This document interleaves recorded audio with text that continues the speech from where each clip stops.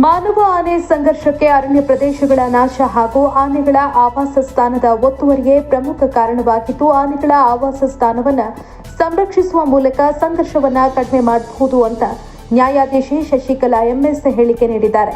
ಬೇಲೂರು ತಾಲೂಕಿನ ಅರೇಹಳ್ಳಿಯ ಸರ್ಕಾರಿ ಜೂನಿಯರ್ ಕಾಲೇಜಿನಲ್ಲಿ ಕರ್ನಾಟಕ ಅರಣ್ಯ ಇಲಾಖೆ ಹಾಸನ ವಿಭಾಗದ ವತಿಯಿಂದ ಆಯೋಜನೆ ಮಾಡಿದ ವಿಶ್ವ ಆನೆ ದಿನಾಚರಣೆ ಕಾರ್ಯಕ್ರಮವನ್ನು ಉದ್ಘಾಟಿಸಿ ಮಾತನಾಡಿದರು. ಅರಣ್ಯ ಪ್ರದೇಶ ಕಡಿಮೆ ಆಗ್ತಾ ಇರೋದ್ರಿಂದ ಆಹಾರ ಮತ್ತು ನೀರಿಗಾಗಿ ಆನೆಗಳು ಮಾನವ ವಸತಿ ಪ್ರದೇಶಗಳತ್ತ ಬರ್ತಾ ಇವೆ. ಹೀಗಾಗಿ ಮಾನವ ಆನೆ ಸಂಘರ್ಷವನ್ನ ಕೇವಲ ವನ್ಯಜೀವಿ ಸಮಸ್ಯೆಯಾಗಿ ನೋಡದೆ ಪರಿಸರ ಸಂರಕ್ಷಣೆಯ ಗಂಭೀರ ವಿಚಾರವಾಗಿ ಪರಿಗಣಿಸಬೇಕು. ಆನೆಗಳು ಅರಣ್ಯದ ಪರಿಸರ ಸಮತೋಲನದಲ್ಲಿ ಪ್ರಮುಖ ಪಾತ್ರವನ್ನು ವಹಿಸುತ್ತವೆ. ಅವುಗಳ ಉಳಿವು ಅರಣ್ಯದ ಉಳಿವಿನೊಂದಿಗೆ ನೇರವಾಗಿ ಸಂಬಂಧವನ್ನ ಹೊಂದಿದೆ.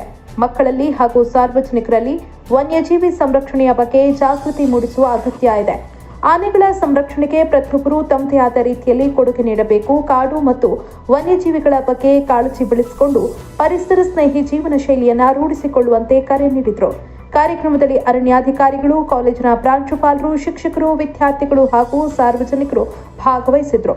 ಇನ್ನು ಕಾರ್ಯಕ್ರಮದಲ್ಲಿ ಆನೆಗಳ ಸಂರಕ್ಷಣೆ ಕುರಿತು ವಸ್ತು ಪ್ರದರ್ಶನ, ಉಪನ್ಯಾಸ, ವೆಬಿನಾರ್ ಮತ್ತು ಸಾಕ್ಷ್ಯಚಿತ್ರ ಪ್ರದರ್ಶನ ನಡೆಯಿತು.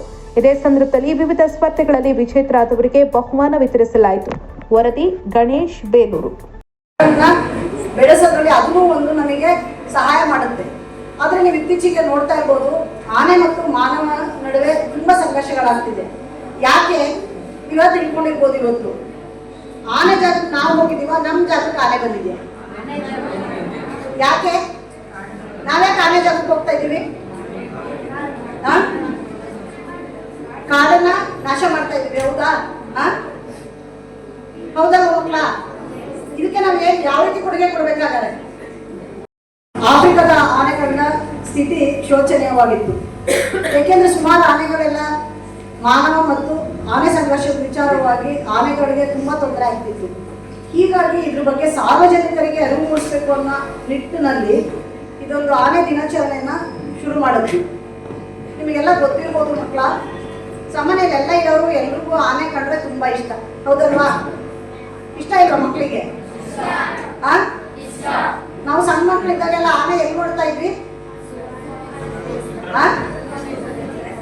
ಎಲ್ಲಿ ನೋಡ್ತಾ ಇದ್ವಿ? ಸರ್ಕಸ್ ನೋಡ್ತಾ ಇದ್ವಿ, ಹೌದಾ?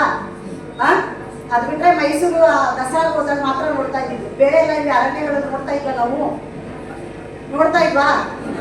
ಮಕ್ಕಳು ಸರ್ಕಸ್ ನೋಡಿದೀರಾ? ನೋಡೇ ಇಲ್ವಾ?